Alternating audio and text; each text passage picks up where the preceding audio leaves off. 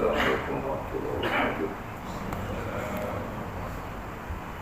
Alhamdulillah nahmaduhu wa nasta'inuhu wa nastaghfiruhu wa na'udzu billahi min shururi anfusina min sayyi'ati a'malina may yahdihillahu fala mudilla lahu wa may yudlil fala hadiya lahu. Asyhadu an la ilaha illallah wa la syarika lahu wa asyhadu anna Muhammadan abduhu wa rasuluh. Allahumma shalli wa sallim ala sayyidina Muhammad wa ala alihi wa sahbihi ajma'in. Amma ba'd. Rabbana zidna ilma warzuqna fahma taqabbal minna innaka antas samiul alim. Walhamdulillah ya rabbal alamin. Pertama kali syukur kepada Allah Subhanahu wa taala kerana pada pagi ini dapat sama-sama berkumpul di surau kita. Telah kita salat subuh selalu di sana. Kemudian insya-Allah taala sedikit masa ada untuk sesi kuliah subuh ini. Mudah-mudahan kita dapat berkongsi apa yang baik yang boleh kita ambil manfaatnya, insya-Allah. Dan saya kira ini kali pertama buat saya ke surau ini pada bulan puasa. Mana bulan lalu saya datang bulan tak puasa. Ini bulan puasa. Dan saya kira ini adalah satu-satunya saya bersama dengan tuan-tuan. Mungkin next month dah habis puasa. Kita sambunglah buat kita. Hari ini saya tak bawa buku. Kita tak baca buku. Mudah-mudahan kita berkongsi sambil Ramadan sebagaimana rutin lah. Saya kira kuliah-kuliah pada bulan puasa ni tak tahulah pun ada ustaz sambung kuliah biasa dia. Biasanya dia berkongsi tentang puasa lah. Baik, pagi ni tuan-tuan, sebagai permulaan saya nak baca ayat Quran yang difirmankan oleh Allah Subhanahu wa taala. Yang saya kira tuan-tuan dah biasa dengar ayat. Biasa tak? Sebab bila kita nak sebut tentang Ramadan dan puasa Ramadan, merujuk kepada ayat-ayat Al-Quran. Saya rasa tak lain tak bukan ustaz berkenaan termasuk saya sendiri akan baca ayat ini. Itulah surah Al-Baqarah ayat 183. Kerana dalam Quran sebenarnya ayat yang menyebut tentang Ramadan dan puasa Ramadan secara khusus, in spesifik hanya ayat ini saja. Itulah firman Allah Subhanahu wa taala, ya ayyuhalladzina amanu kutiba alaikumusiyam kama kutiba alal ladzina min qablikum la'allakum tattaqun ayyaman ma'dudat. Sampai habis. Maka nama yuta minkum aw ala safarin fa'idatu min ayyamin ukhra walladhina yutiquna fidiyatun ta'amu miskin. Jadi antasum apa nama? Man tatawwa khairan fa huwa khairun lahu wa antasum khairun lakum in kuntum ta'lamun. Itu ayat 183 184 surah Al-Baqarah. Kemudian 185 Allah Ta'ala sambung lagi, Syahrul Ramadan alladzi unzila fihi al-Quran. Sampai habis aku dah linnas wa binatin min al-huda wal furqan maka minkum maridan aw ala safarin fa'idatu min ayyamin ukhra yuridu Allahu bikum al-yusra wa la yuridu bikum al-usra wa litukmilu iddata wa litukabbirullaha ala ma hadakum wa la'allakum tashkurun. 3 ayat. Betul-betul Allah Ta'ala sebut tentang puasa dan Ramadan. Tadi lah 183, 184, 185, 3 ayat. Kemudian 186 Allah Ta'ala sebut tentang doa. Seolah-olah macam tak ada kena-mena lah dengan Ramadan tu. Ada sikit sebanyak. That's why Allah Ta'ala sebut ayat tentang doa straight away after Allah Ta'ala sebut tentang puasa dan Ramadan. Fa idza sa'alaka 'ibadi 'anni fa inni qaribun ujibu da'watad da'i idza da'an falyastajibu li wal yu'minu bi la'allahum yarshudun. Surah An-Naml. Sebut pasal ayat ni. Kita masih mukadimah ya. Oh ini 40 minit. Subuh tak apa ya. Bukan ada sarapan pagi pun. Bukan ada sarapan pagi. Biasa lepas subuh belanja ustaz. Yang ini tahun ni ya. Bulan 4. InsyaAllah tak. 186 Allah Ta'ala sebut tentang doa ya. Sebab itu puasa dan Ramadan amat-amat digalakkan kita berdoa. Dalam bab puasa ni ada apa disebut sebagai masnunatus siyam, perkara-perkara yang disunahkan ketika berpuasa. Salah satunya doa. Betul tak? Ada tak kurang daripada 6 atau 7 perkara yang digalakkan ketika kita berpuasa. Salah satu ialah memperbanyakkan doa kepada Allah Subhanahu Wa Taala. Secara umumnya, walaupun secara khususnya berdoa ketika berbuka, tapi secara umumnya berdoa ketika berpuasa. Kerana ada hadis yang Nabi suruh orang yang berpuasa ni berdoa kepada Allah dan dia adalah doa yang mustajab. Salasu da'awatin mustajabatun la syakka fihima. Hadis Tirmizi Sahih Hasan daripada Abi Hurairah, kata Nabi ada 3 doa Allah Ta'ala tak tolong. Tidak syok pada kalau Nabi kata ada 3 doa Allah Ta'ala tak tolong. Nabi kata la syakka fihima, tidak ada ragu-ragu dalam hal itu. Yang ini dalam hal Allah Ta'ala terima doa berkenaan. Salah satunya Nabi kata da'watul musafir, doa orang yang berpuasa. Di samping ada hadis yang lain dan juga ayat berkenaan. Allah Ta'ala selit tentang puasa, ayat pasal doa. Wa idza sa'alaka 'anni 'ibadi fa inni qaribun ujibu da'watad da'i idza da'an. Kalaulah hamba-Ku bertanya tentang diriku, aku dekat, aku menerima doa orang-orang yang berdoa. Allah Ta'ala selit ayat tentang doa di celah-celah ayat Ramadan. 3 ayat mula-mula tadi pasal puasa dan Ramadan, Allah Ta'ala selit tentang doa. Kemudian baru Allah Ta'ala sebut balik tentang puasa pada ayat yang ke-187. Wahidda lakum laylatas siyam ar-rafasu ila nisaikum kunna libasul lakum wa antum libasul lahun alimallahu annahum kuntum taqtanuna anfusakum fataba 'alaikum wa 'afa 'ankum. Allah Ta'ala kata al-ana bashiruhunna wabtagu ma kataballahu lakum wa kulu washrabu hatta yatabayyana lakum al-khaytul abyadu min al-khaytil aswadi min al-fajr thumma atus siyami ila al-layl. Apa nama? Last kali itu thumma atimmus siyama ila al-layl. Ada 2 kata maksudnya. Itu 4 ayat. Jadi ayat tentang puasa dan Ramadan secara khusus, itulah ayat. Itu yang asal Ustaz baca pasal Ramadan, baca ayat tu. Asal Ustaz baca ayat tentang Ramadan, baca ayat tu. Asal Ramadan saja baca ayat tu. Asal baca ayat tu saja Ramadan. Janganlah Ustaz nak baca ayat ni pada bulan-bulan selain Ramadan. Pasal inilah satu-satu ayat. Allah Ta'ala sebut berturut-turut ayat tentang Ramadan dan puasa Ramadan. 4 ayat in sequence. Cuma di tengah-tengah tu seolah-olah Allah Ta'ala skip lah, tidak skip. Doa ada hubung kait dengan puasa. Jadi Allah Ta'ala masuk ayat tentang doa, Allah Ta'ala sambung balik tentang puasa. Walaupun hukum puasa ni banyak, ada syarat wajib puasa, syarat sah puasa, ada rukun puasa, ada perkara disunahkan ketika berpuasa, ada perkara makruh, atau ada perkara yang membatalkan puasa. Ada pula puasa-puasa haram dan makruh, ada puasa-puasa sunnah. Tak kurang 7 bab dalam hal awal puasa.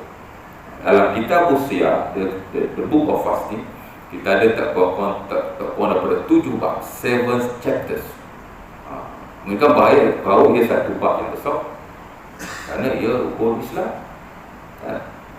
Tapi Allah Ta'ala sebut dalam Quran berkaitan puasa basic saja. Kok basic saja? 183 Allah Ta'ala sebut berpuasa. Allah Ta'ala sebut sebanyak rukhsah orang yang berpuasa, musafir, orang sakit tak payah puasa. Sebenarnya ada lagi rukhsah yang lain. Itulah sebut dua saja. Pasal itu basic, fundamental. Kemudian Allah Ta'ala sebut tentang orang yang berpuasa tidak boleh menyetubuhi isteri. Jadi orang paling basic sekali. Itulah ayat yang tentang.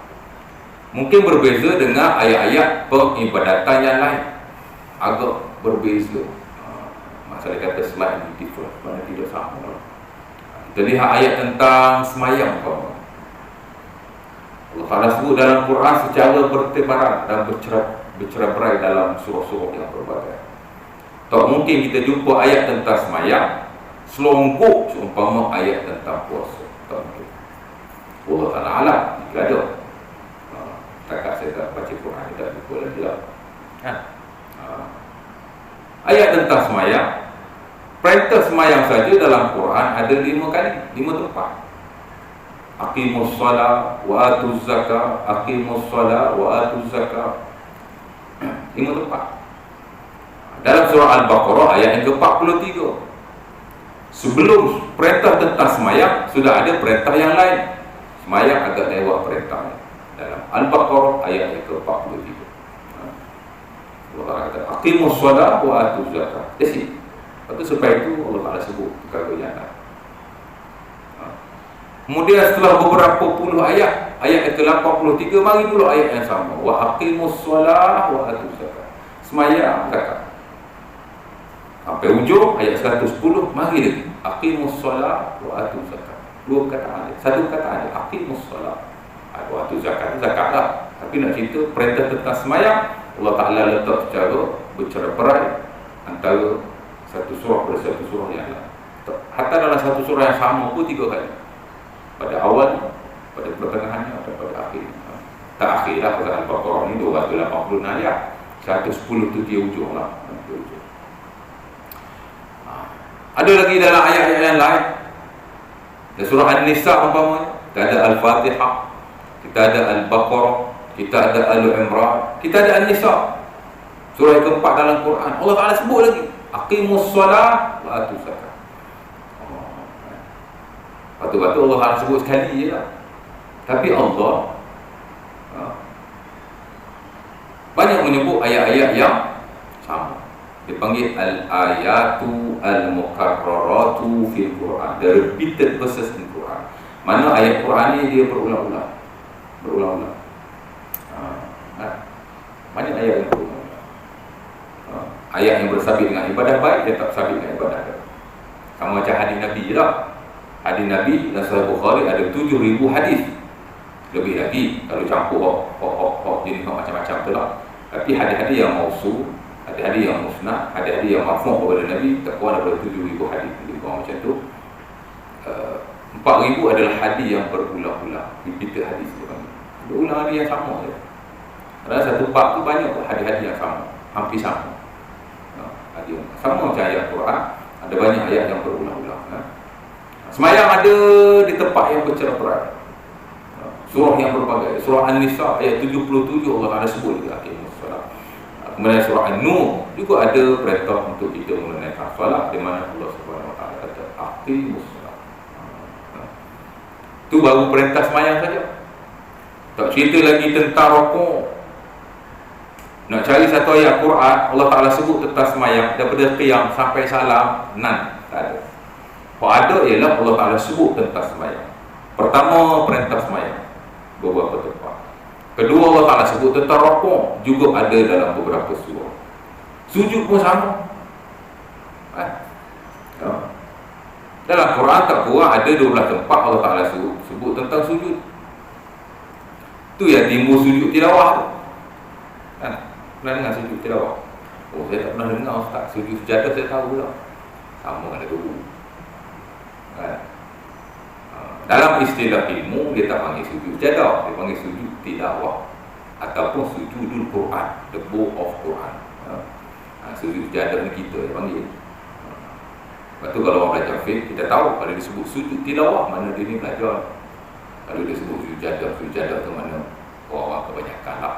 Mentang-mentang ayat sujud disebut dalam surah As-Sajdah, Dan bila kita baca, kita kena sujud, kita sebutlah sujud sejadah, betul juga, bukan salah.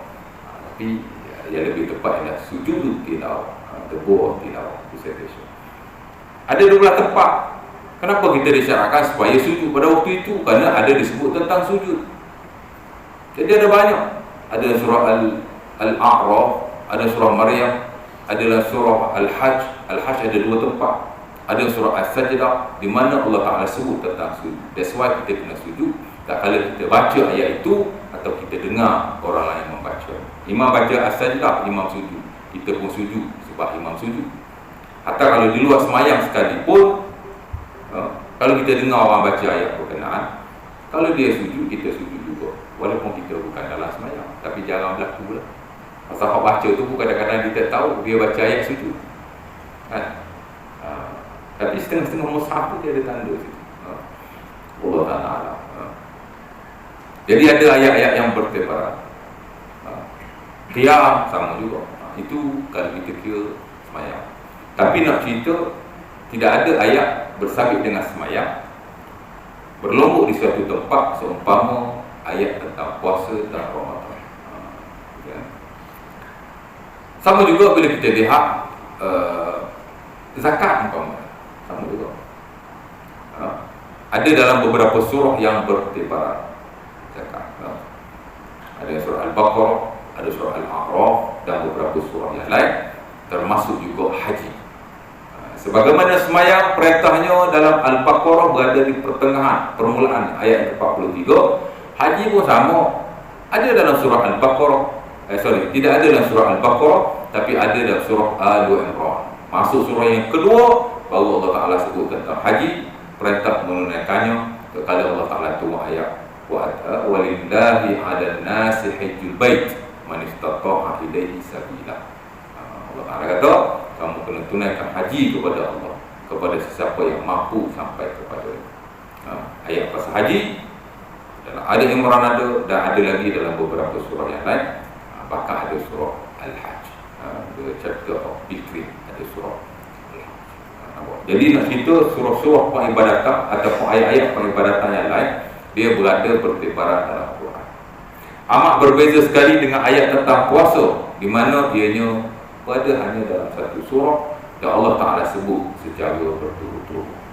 Al-Baqarah 183, Al-Baqarah 184, Al-Baqarah 185 dan Al-Baqarah 184 ayat.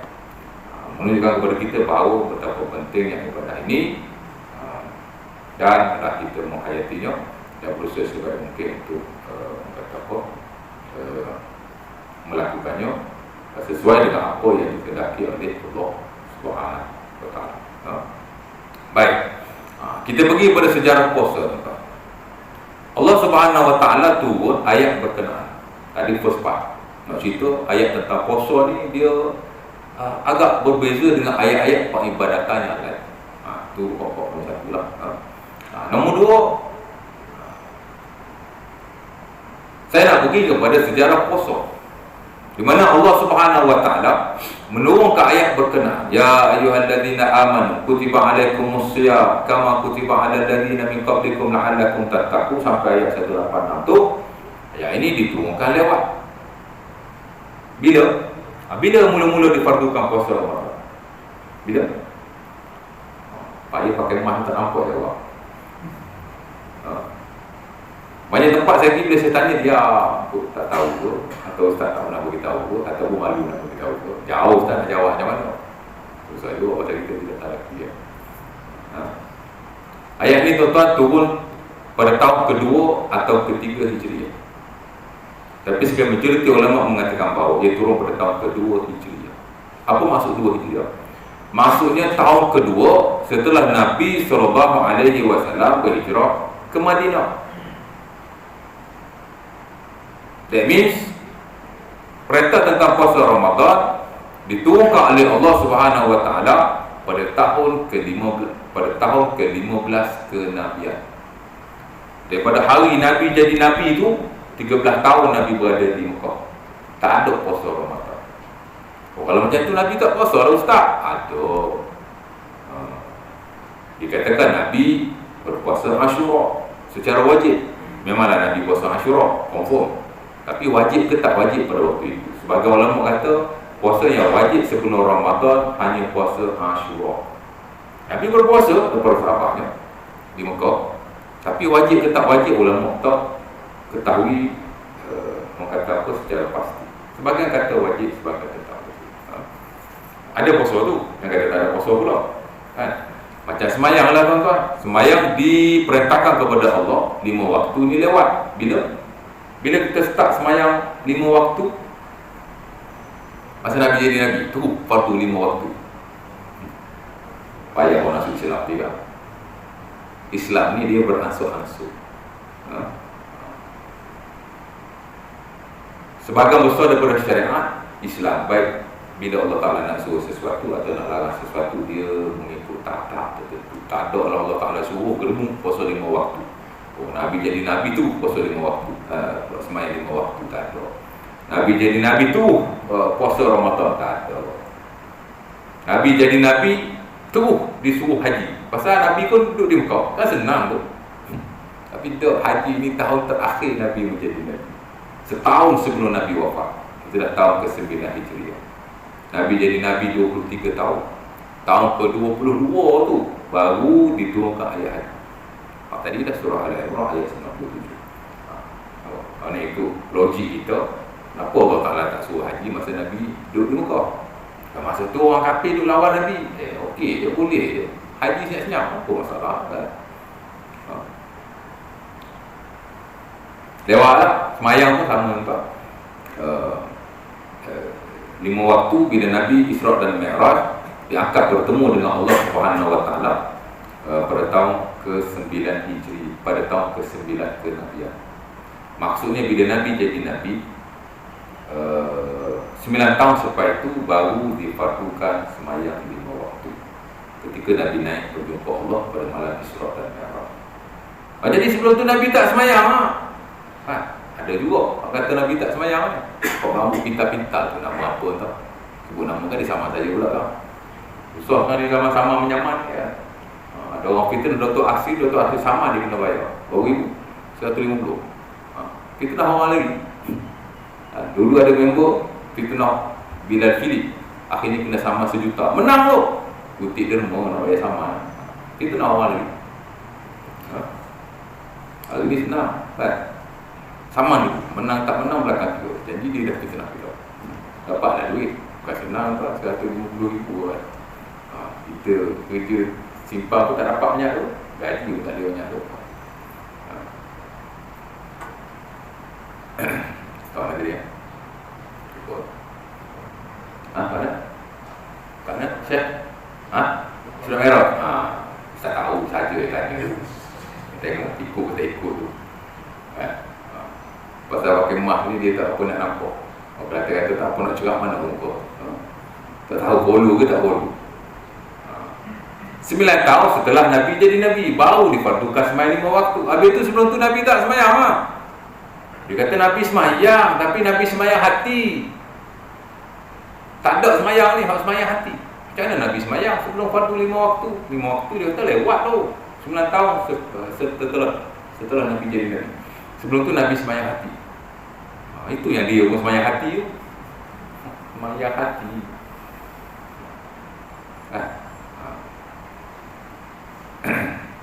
Untunglah orang tuduh sesat ni sakar saja. Kalau orang tuduh kafir, kena ni. Nabi semayang lah, tapi taklah semayang seumpama 5 waktu yang kita semayang. Adalah semayang ya. Walaupun ibadah ni tuan-tuan semua difardukan lewat.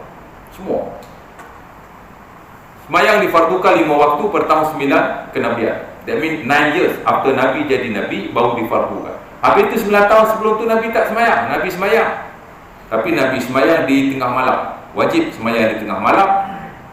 Tidak ditentukan rakaatnya. Kata ulama sekurang-kurang 2 rakaat. Pasal setelah Nabi balik daripada Gua Hira, Allah Ta'ala tu ayat, ya ayyuhal muzammil qumil laila illa qalila nisfahu aw inqus minhu qalila aw zid alaihi wa rattilil qur'ana tartila. Ini ayat yang menyatakan bahawa wajib ke atas Rasulullah SAW dan para sahabat dan sesiapa yang beriman pada waktu itu untuk disemayang pada waktu malam. Tidak ditentukan rakaat. Kata Al-Imam Ibn Abdul Bar dalam Al-Istizkar dan Syarah Muwatta Malik, sekurang-kurangnya 2 rakaat pada waktu malam. Siapa yang kata Nabi tak semayang ni? Puasa difardukan lewat 15 tahun setelah jadi Nabi, 2 tahun setelah Nabi berhijrah. Habis itu Nabi tak puasa. Pasal puasa ni ibadah yang penting, cuma tak difardukan.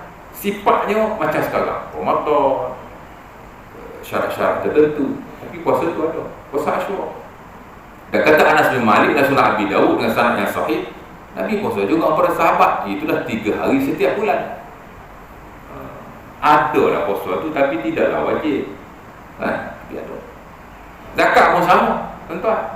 Bila difardukan zakat, bila turun ayat zakat, ada beberapa ayat tentang zakat. Antaranya surah Al-An'am ayat 141. Bila kita belajar tentang fiqhuz zakat, the science of zakat. Saya dulu buat master pasal zakat. Pendiri saya timbalan mufti Selangor. Tapi dia cabut daripada opsi, saya pun cabut juga pun tidak habis. Sempat kenal beliau di situ lah. Sebab tu bila dia naik jadi mufti, saya rawat di office dia. Tanya, Ustaz, habis master Ustaz? Tak habis, Ustaz cabut, saya pun cabut juga. Tapi saya sambung tempat lain lah. Habis lah. Cuma orang buat 2 tahun, kita buat 4 tahun. Malas nak menulis. Menulis tu malas, membaca rajin. Buat kajian rajin, nak tulis tu malas. Nak tarik. Untunglah ada orang tak habis-habis sampai tu. Ada beberapa sahabat saya dah 5 tahun tak habis-habis. Baik. Zakat bila difardukan, sama juga pada tahun kedua Hijriah. Lewatlah. Habis itu sebelum tu tak ada zakat lah. Ada, apa pula tak ada. Sebagai ayat zakat turun, dia buka. Kita baca surah Al-Mu'minun. Walladzina hum lizzakati fa'ilun. Allah Ta'ala sebut zakat. Surah Al-Mu'minun Makkiyah ke Madaniyah? Turun di Mekah atau turun di Madinah? Turun di Mekah. Allah Ta'ala sebut zakat. Ada zakat, tapi pada waktu itu tidak ditentukan secara khusus zakat-zakat berkenaan. Tok macam Nabi berada di Madinah, ada zakat emas dan perak yang kita sebut sebagai zakatul ma'adi, zakatul al-asman, zakatul asman, emas perak. Ada zakat haiwan, zakat unta lah, zakat kambing lah, zakat lembu lah. Ada zakat dia panggil zakatus simar, zakat buah-buahan. Ada zakatul rukaz ataupun rikaz. Ada zakat harta karun. Mana tahu kalau kita beli tanah kawan tu, campur jumpa mak 2 tan. Hak kita tu, tapi kena keluar zakat lah. Dulu lah hak kita. Sekarang ni mungkin hak bukan kita kot. Ada orang jumpa mak, dia kena serah kepada kerajaan. Betul tak? Saya tak pasti. Kalau dulu hak kita, pasal tanah kita kan. Adalah zakat itu. Jadi ada ketentuan-ketentuan tertentu yang very sophisticated, mana sudah dikemaskini oleh Allah Subhanahu Wa Taala Nabi. Pasal duduk berada di Madinah ni, dia fokus kepada ibadah. Dia tak sama macam di Mekah, fokus kepada akidah. Tapi tak ada zakat lah, ada. Tidak ditentukan seumpama itu. Tapi siapa yang ada lebihan harta, dia mesti menginfakkannya pada jalan Allah. Sebab sebagian ayat zakat ada disebut ketika dia diturunkan di Makkah Al-Mukarramah. Jadi kita nak kena faham konsep-konsep seumpama itu. Jadi balik pada yang tadi, sejarahnya puasa tuan-tuan difardukan pada tahun kedua Hijriah. Tak kala turun ayat, ya allazina amanu kutiba alaikumus shiyam kama kutiba alal ladzina min qablikum la'allakum tattaqun. Dan begitulah pensyariatan yang lain. In spesifik, sembahyang 5 waktu lewat setahun sebelum berhijrah. Zakat 2 tahun ketika Nabi telah berhijrah. Haji 9 tahun setelah Nabi berhijrah. Kerana fasa Madinah adalah fasa pengibadatan kepada Allah Subhanahu Wa Taala. Dia tak turun sebelum itu.